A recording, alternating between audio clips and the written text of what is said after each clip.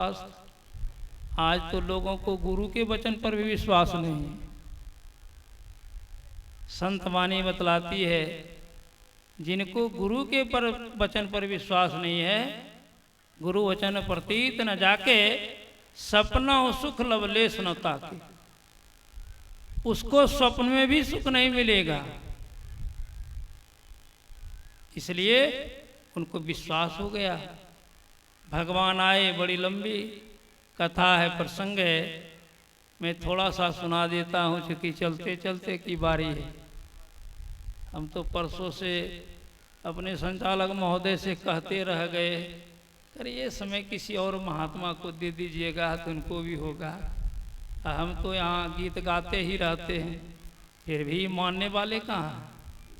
और हमारे स्वामी जी थोड़ा इसको कनखिया देते हैं, ये के आँख में ही रन रन करने लगता, इसलिए लाचारी भी है, फिर भी कुछ कहना पड़ रहा है, अंतिम सत्र है। तो जब भगवान श्री राम पहुँचे यथोचित सेवा सत्कार की, कंदमूल फल से, और क्या कहती है भगवान, गुरुजी जब शरीर छोड़ने लगे थे तो कह के गए थे कि जब भगवान यहाँ आएंगे तो उनको मेरे समाधि पर ले आना, क्योंकि समाधि का दर्शन अंतिम दर्शन होता है। देखते हैं जिस समय शरीर छूटता कहाँ कहाँ से लोग चले आते, चूँकि उसके बाद तो दर्शन होता नहीं। और उनको भक्ति के बारे में उपदेश करने के लिए कहना, तो वहीं आए और निवेदन करती है।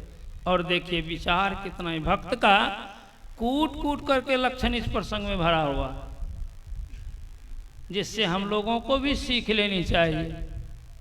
क्या कहती है, केही विधि स्तुति करऊं तुम्हारी, अधम जाति मैं जड़मति भारी, अधम ते अधम अधम अति नारी, तीन मैं मति मंद अघारी।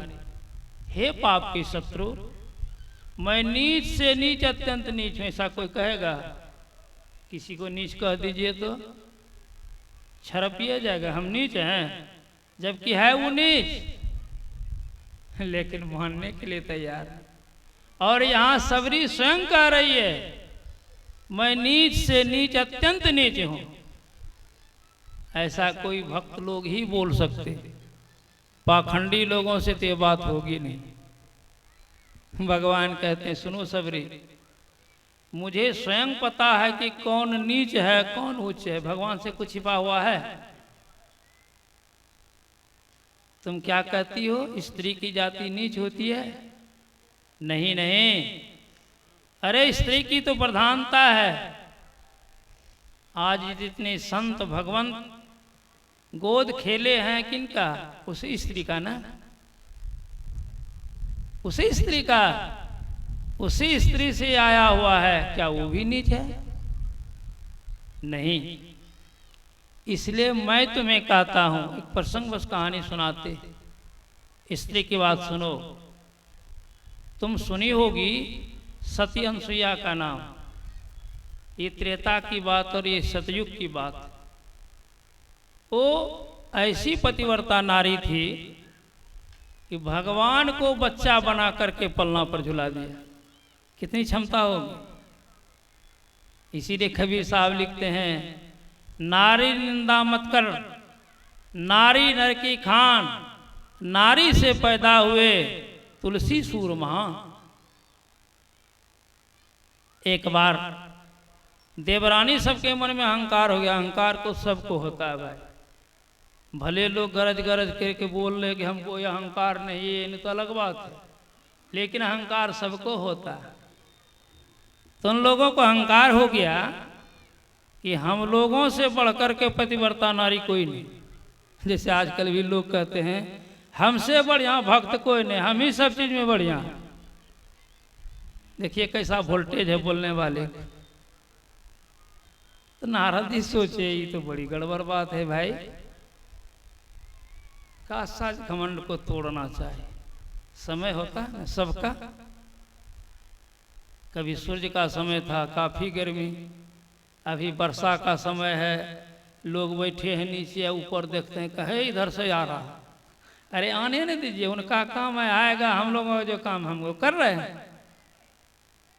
आ गया समय, नारद जी चले गए पार्वती के पास, लक्ष्मी के पास, ब्रह्मानी के पास।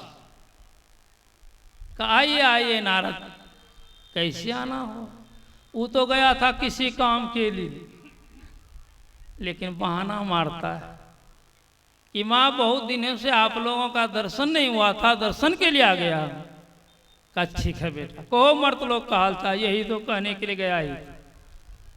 कहा मर्तलोक में ऐसी नारी है जिसका नाम है सती अनुसुईया, उनके पातिव्रत धर्म का जसगान सभी लोकों में हो रही है, लता पत्ता यक्ष सब उसका गुणगान कर, तो स्वाभाविक है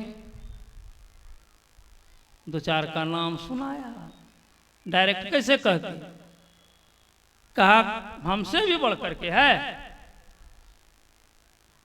कहा माँ तू पूछ रही तो बताना ही पड़ेगा, तुम उसके सामने अठन्नी नहीं हो, मतलब आधा भी नहीं हो, जल भुन गई।